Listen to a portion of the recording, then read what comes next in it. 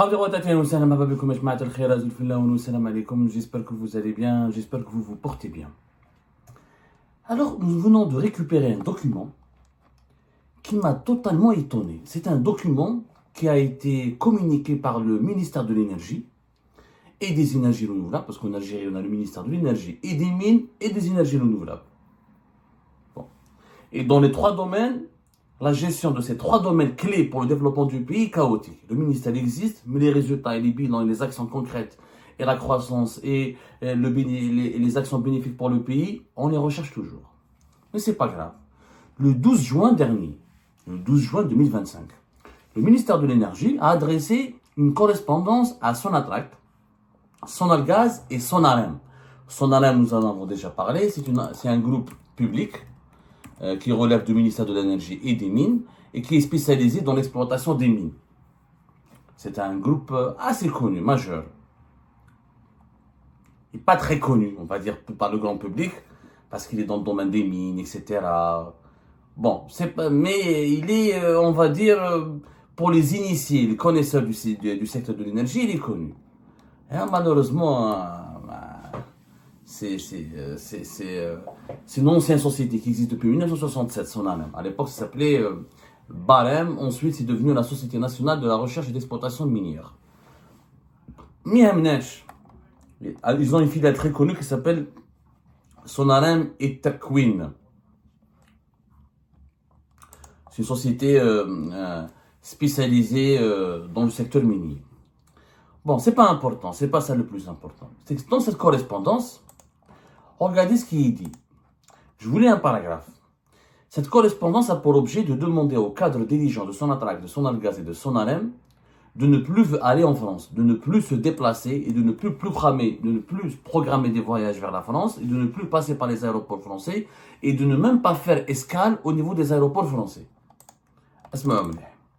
Le ministère des Affaires étrangères a attiré l'attention sur le fait que certains départements ministériels ont donné instruction à leurs fonctionnaires, y compris les titulaires de passeports ordinaires, d'éviter de transiter par les aéroports français lors de leur déplacement professionnel à l'étranger, tandis que d'autres n'ont pas encore adopté cette mesure.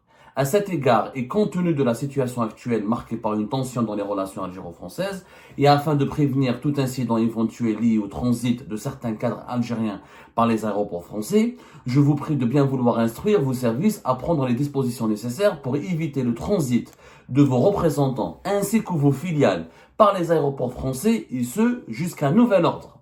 Donc, ni Sonatrach et ses filiales, elle en a plus de 150, ni Sonalgaz et ses filiales, elle en a une dizaine, ni Sonarem et ses filiales, c'est aussi une dizaine, n'ont le droit, les cadres dirigeants de ces filiales, de ces entreprises, n'ont plus le droit de passer ou de transiter par les aéroports français. Ils n'ont pas le droit, donc, parce que je comprends pas cette instruction. Est-ce qu'ils ont le droit d'aller en France? On parle pas même pas le droit de transiter par les aéroports français. Je vous relis, et compte tenu de la situation actuelle marquée par une tension dans les relations algéro-françaises, et afin de prévenir tout incident éventuel lié au transit de cadres algériens par les aéroports français, je vous prie de bien vouloir instruire vos services à prendre les dispositions nécessaires pour éviter le transit de vos représentants ainsi que vos filiales par les aéroports français, et ce jusqu'à nouvel ordre.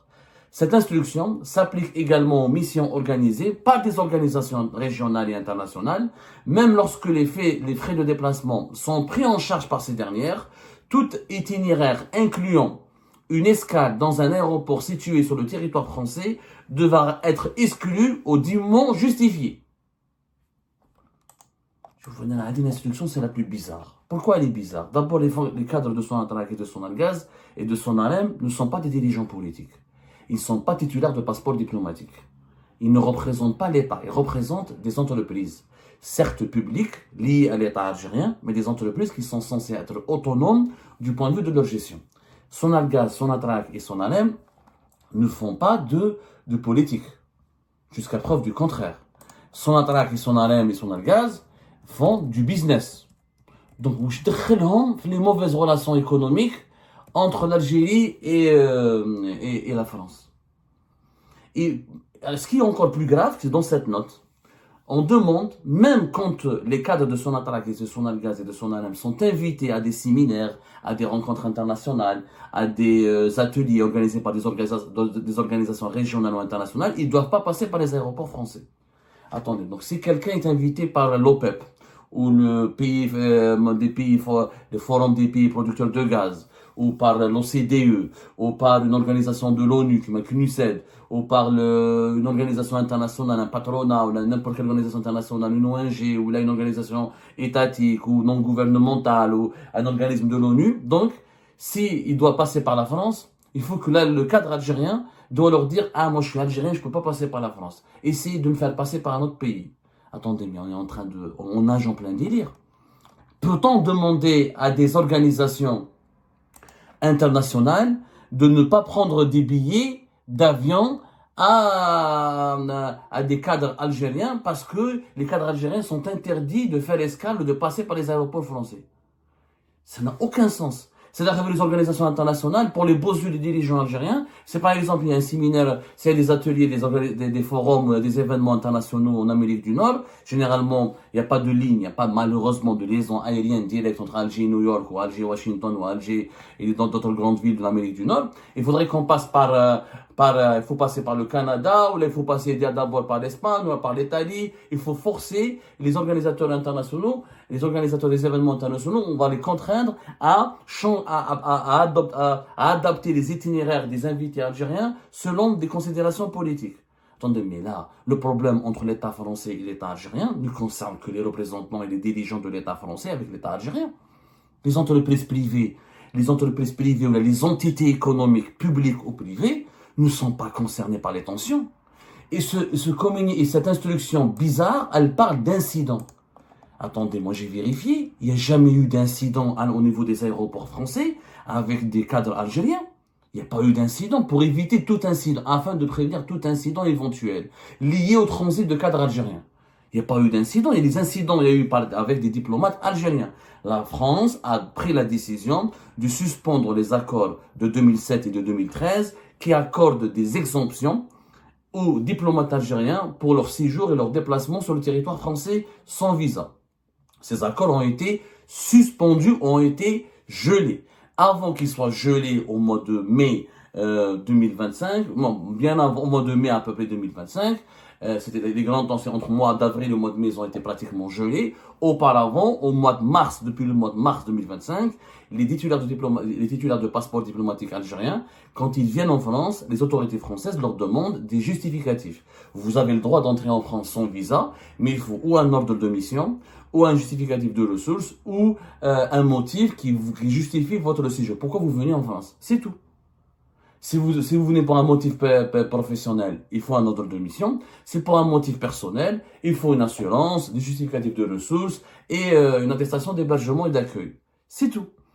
La France elle ne pratique pas une politique anti-algérienne au niveau de ses aéroports, c'est complètement faux.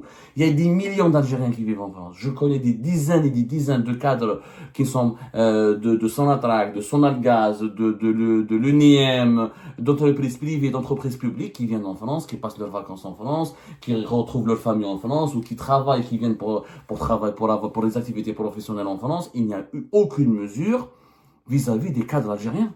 La France, elle a un problème avec les dirigeants algériens, elle le dit. Bruno Retailleau le dit. Le gouvernement français le dit. Le ministre des Affaires étrangères, Jean-Noël Barrot, le dit. Le problème est avec les dirigeants algériens.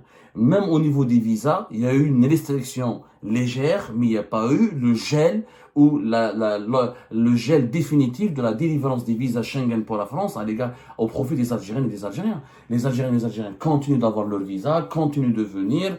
Les avions sont pleins, craqués entre les deux pays. La France n'a pas fermé son territoire à toutes les Algériennes et les Algériens. C'est un mensonge total. Et puis, je ne comprends pas il y a une schizophrénie. Wallah, il y a une schizophrénie de la part des autorités algériennes.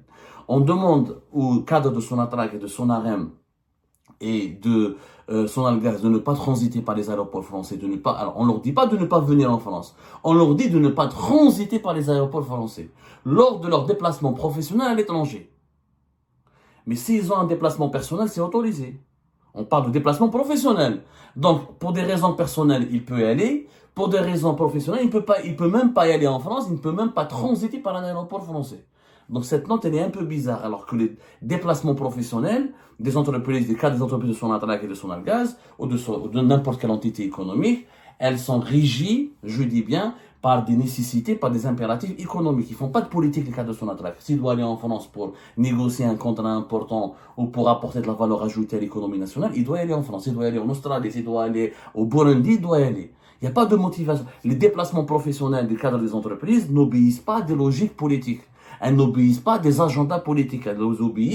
Ces déplacements obéissent plutôt à des agendas économiques. En tant que gouvernement, pourquoi tu veux réglementer les déplacements professionnels de Sonatrach? Le cadre de Sonatrach n'est pas fonctionnaire de l'État. Le ministère des Affaires étrangères a attiré l'attention que certains départements ministériels ont donné instruction à leurs fonctionnaires, y compris les titulaires de passeports ordinaires, d'éviter de transiter par les aéroports français lors de leur déplacement professionnel à l'étranger, tandis que d'autres n'ont pas encore adopté cette mesure. Oui, les fonctionnaires des ministères, mais Sonatrach et Sonarem, ce ne sont pas des fonctionnaires des ministères, ce sont des entreprises économiques autonomes, indépendantes. Elles ont leur conseil d'administration, elles ont leur assemblée générale, elles ont leur bilan, elles ont leur fonctionnement interne, elles ont leur règlement interne. Le cadre, le PDG de Sonatrach, le directeur général de Sonatrach, les directeurs centraux de Sonatrach, de Sonargaz et de Sonarem ne travaillent pas pour le ministère de l'Énergie, ils travaillent pour leur entreprise. Puis c'est quoi cette confusion des genres? Ça n'a aucun sens. Sonatrach n'est pas que... Sonatrach, c'est une entreprise économique. Elle ne fait pas de la diplomatie. Elle fait pas... Il y a la diplomatie économique, effectivement. Il y a l'influence, il y a le lobbying économique, il y a même l'espionnage économique. Mais c'est dans les dessous, c'est derrière le rideau. Mais officiellement, un cas de Sonatrach, s'il doit aller négocier un contrat. Total, elle a pris un permis d'exploration d'un gisement important de gaz en Algérie, avec Qatar Énergie. Donc, donc si demain Total veut inviter des cadres de Sonatrach pour une réunion de travail en France, il peut pas y aller. Ils vont lui dire, je peux pas, le ministère de l'Énergie m'a dit, je peux pas transiter par un aéroport entre la France et la Suisse. Ça n'a pas de sens. Ça n'a aucun sens. Et puis, pourquoi il y a une schizophrénie? Il y a 2 jours. Même pas 2 jours, 3 jours. Nous sommes le 20 juin. Le 17 juin 2025, une délégation d'entreprises françaises sont venues en Algérie traiter avec les entreprises algériennes, y compris avec les entreprises étatiques. C'est une rencontre qui a été organisée à Alger, au Centre international des conférences de Club des Pins, à l'initiative par la Chambre de commerce et d'industrie algéro-française. Il y avait donc une vingtaine d'entreprises françaises dont les dirigeants se sont déplacés depuis la France pour rencontrer 150 sociétés algériennes, dont des sociétés du secteur public, comme des filiales de Sonatrach. Ou le groupe Madar, qui est un groupe public. Donc, les entreprises françaises gèrent Alger. On les a rencontrées. Leurs dirigeants ont été reçus à Alger à Club des Pins le 17 juin. Donc là, les chefs d'entreprise français, ils ont le droit de venir en Algérie et de rencontrer en Algérie les chefs d'entreprise algériens. Mais les cadres dirigeants de Sonatrach, les entreprises publiques, ne peuvent pas aller en France pour rencontrer les dirigeants des entreprises françaises. Mais c'est du plein délire. Ça n'a aucun sens. Ça n'a strictement aucun sens. Oui, donc si tu veux plus avoir de rapport avec la France, il faut geler toutes les affaires, il faut geler toutes les relations économiques. Pourquoi tu acceptes que les entreprises françaises viennent en Algérie, mais tu n'acceptes pas que les représentants, que les dirigeants des entreprises algériennes vont en France? Ça veut dire on est en train de favoriser les entreprises françaises. On est en train de affaiblir les entreprises algériennes en limitant leur mouvement de déplacement et on favorise les entreprises françaises. Les entreprises françaises, elles peuvent venir en Algérie prospecter le marché algérien, mais les entreprises algériennes ne peuvent pas aller en France prospecter le marché français. Ça n'a pas de sens. Ça n'a aucun sens. En plus, le 2 juin dernier, il y avait la 5e fortune de France. Le patron de CMA-CGM, Rodolphe Saadi, il a été reçu par Tebboune. Rodolphe Saadi, c'est quoi? C'est l'un des leaders du patronat français. C'est l'un des patrons français les plus influents et les plus proches d'Emmanuel Macron et les plus amis avec le chef d'État français. Lui, il a été reçu, on lui a déroulé le tapis rouge. Donc, si demain, un chef d'entreprise algérien, le PDG d'un groupe algérien, s'il veut aller en France, c'est interdit. C'est interdit. Les Français peuvent venir chez nous, mais nous, on ne peut pas aller chez eux. Mais, alors, si vous avez un problème avec les Français, pourquoi avoir accueilli CMA-CGM et Rodolphe Saadi? Pourquoi lui avoir proposé des marchés de 5 milliards d'euros? Pourquoi avoir accepté d'organiser au Club des Pins le 17 juin dernier la rencontre avec une vingtaine d'entreprises d'opérateurs industriels français? Je ne comprends pas. Moi, je ne comprends rien à cette logique-là. Et puis, si les dirigeants algériens veulent être cohérents avec leur politique anti-française, Pourquoi interdire les déplacements professionnels des cadres des entreprises, à son attraque ou son algaz? Pourquoi vous n'interdisez pas à vos propres enfants de venir d'aller en France? Il a beaucoup de parents, de neveux qui sont en France. Ils vivent en France, ils travaillent pour les entreprises françaises. Il y a beaucoup d'enfants de ministres de la communication, des cousins, des parents, plusieurs dirigeants militaires et civils importants en Algérie. Ils ont leurs enfants, leurs parents, et leurs neveux, etc., et leurs proches qui vivent en France. Ben, dites-leur de rentrer. Soyez cohérents avec votre politique. Pourquoi vos enfants et vos proches ne doivent pas rentrer? Eh ben, il faudra aussi régir les déplacements professionnels des membres des familles des dirigeants algériens.